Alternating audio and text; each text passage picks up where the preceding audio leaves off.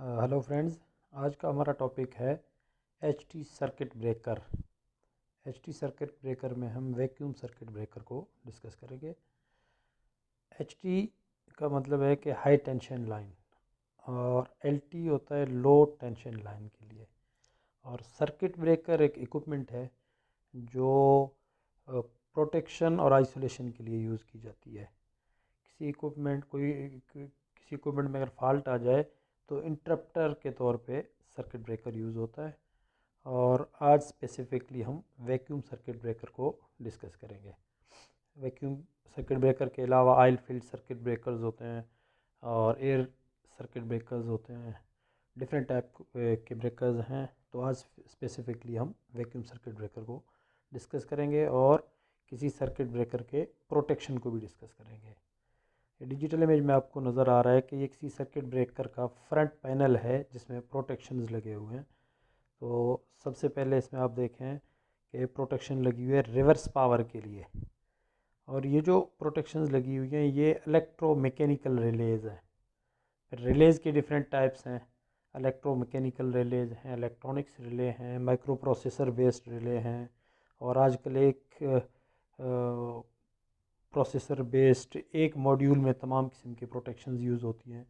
लेकिन ये कुछ ओल्ड टेक्निक था और इवन के आजकल भी यूज़ होता है और इंतहाई रिलायबल प्रोटेक्शंस थी ये। तो इन प्रोटेक्शंस को भी डिस्कस करते हैं। सबसे पहले ऊपर आपको नज़र आ रहा है रिवर्स पावर रिले। ये किसी जनरेटर की रिवर्स पावर प्रोटेक्शन के लिए यूज़ होता है। जब जनरेटर्स पैरेलल में चल रहे हों तो रिवर्स में अगर पावर फ्लो करना शुरू करे तो ये ब्रेकर को ओपन करवाता है। उसके बाद टरबाइन रिमोट ट्रिप या इंजन रिमोट ट्रिप के नाम से भी हो सकता है कि अगर टरबाइन साइड पे कोई प्रॉब्लम आए, कोई हाई वाइब्रेशन, कोई हाई टेम्परेचर, इस तरह का कोई अगर इशू आ जाता है और टरबाइन ट्रिप कर जाता है तो वो इस रिले के थ्रू ब्रेकर भी ओपन हो जाता है। उसके बाद आपको लेफ़्ट साइड पे नज़र आ रहा है टाइमर रिले। टाइमर जो है ना, टाइमर रिले, ये टाइम बेस्ड ट्रिप यूज़ होते हैं ये रिलेज़ कि किसी टाइम, स्पेसिफिक टाइम आपने उसमें सेट की हुई है, उसके मुताबिक किसी कॉन्टैक्ट को ओपन या क्लोज़ करवाना। उसके नीचे आपको नज़र आ रहा है ओवर वोल्टेज रिले। ये जनरेटर की ओवर वोल्टेज प्रोटेक्शन के लिए है कि अगर वोल्टेज सेट लिमिट से एक्सीड हो जाए तो उस वक्त ब्रेकर को ओपन करवाता है। उसके बाद आपको नज़र आ रहा है सेंटर में फील्ड फेलियर रिले। ये है एक्साइटेशन सिस्टम के लिए कि अगर आपकी एक्साइटेशन फेल हो जाती है तो उस वक्त इस रिले के थ्रू ट्रिपिंग होती है। और उसके साथ आपको राइट कॉर्नर पे जो नज़र आ रहा है ये मास्टर ट्रिप है। मास्टर ट्रिप 86 उसको कहते हैं कि कोई भी फॉल्ट डिटेक्ट होता है रिवर्स पावर का या टरबाइन रिमोट ट्रिप का या ओवर वोल्टेज का, किसी भी कंडीशन में कोई फॉल्ट आ जाती है तो वो मास्टर ट्रिप को कमांड भेजता है और मास्टर ट्रिप जो है ना वो सर्किट ब्रेकर को ओपन कर देता है। ये मास्टर ट्रिप का फंक्शन बता दिया। इसके नीचे आपको फ्यूजेस नज़र आ रहे हैं, ये कंट्रोल फ्यूजेस हैं प्रोटेक्शन के लिए। अब नेक्स्ट स्लाइड पे चलते हैं।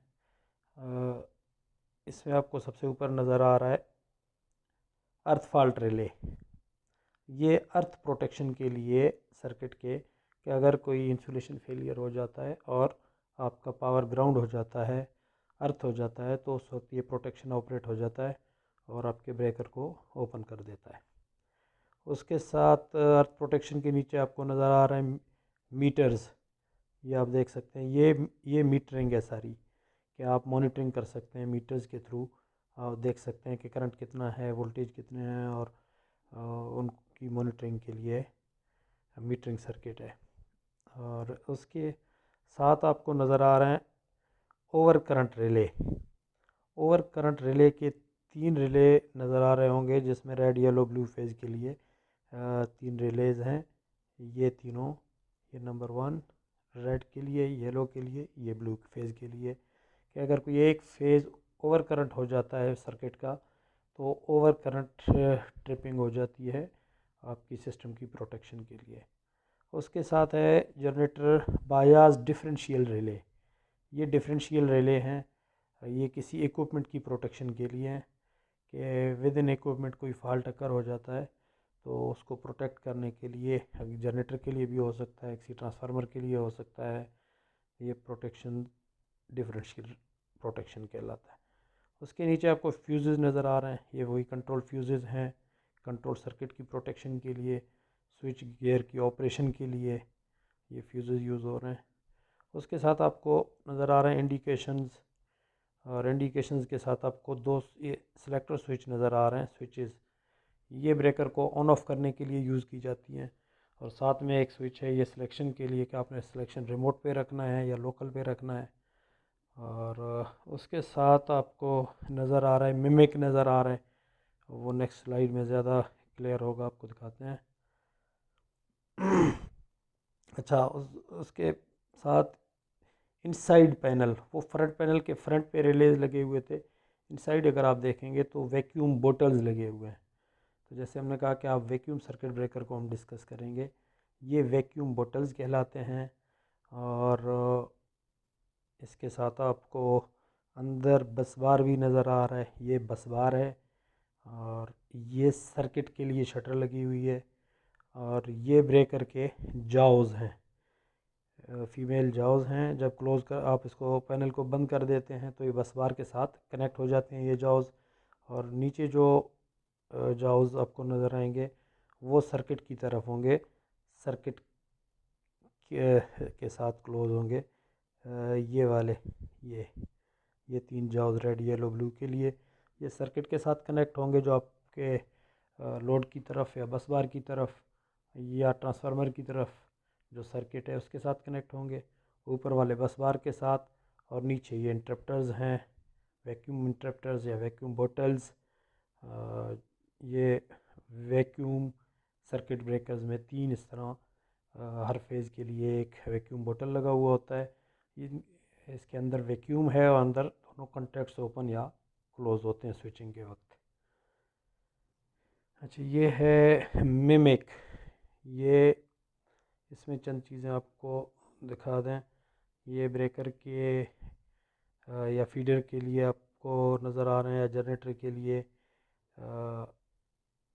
ये आप देख सकते हैं कि ये बस बार को शो कर रहा है और ये आपके सर्किट को शो कर रहा है कि, और ये अर्थ के लिए हैं दोनों। इस वक्त जो है ना ये डिसकनेक्टेड पोजीशन पे आप देख सकते हैं, ग्राउंड के साथ ये कनेक्ट हैं दोनों, ग्राउंड के साथ कनेक्ट हैं और बस बार और सर्किट से अलग हैं। ये आपको नज़र आ रहा है कि उससे डिसकनेक्ट या डिसंगेज्ड हैं, आइसोलेट हालत में है इस वक्त ये सर्किट ब्रेकर। और जब ये कनेक्ट होगा लोड की सूरत में या एनर्जाइज होगा तो उस वक्त ये इसके साथ यहाँ ये इसके साथ कनेक्ट होंगे और ये ओपन हो जाएगी यहाँ से।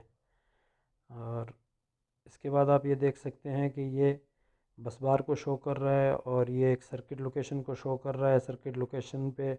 और बस बार को आप ग्राउंड कर सकते हैं इसके थ्रू।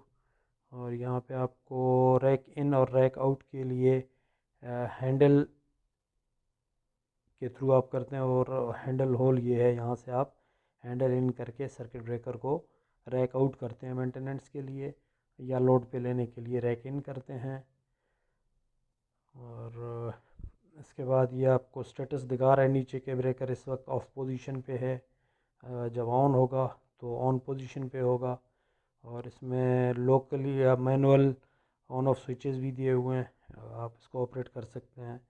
ये क्लोज़ करने के लिए ब्रेकर को मैनुअली अगर आप क्लोज़ करना चाह रहे हैं, मैनुअली आप चार्ज करना चाह रहे हैं तो यहाँ से आप चार्ज करेंगे।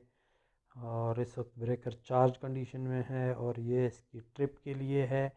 अगर सेलेक्टर स्विच से आपके कंट्रोल की सप्लाई का कोई मसला हो या वहाँ से आप ऑपरेट नहीं करना चाह रहे हैं तो आप मैनुअली इसको यहाँ से भी ऑपरेट कर सकते हैं। तो ये आज का टॉपिक था, होपफुली आपको पसंद आया होगा। Thank you very much. अल्लाह हाफ़िज़।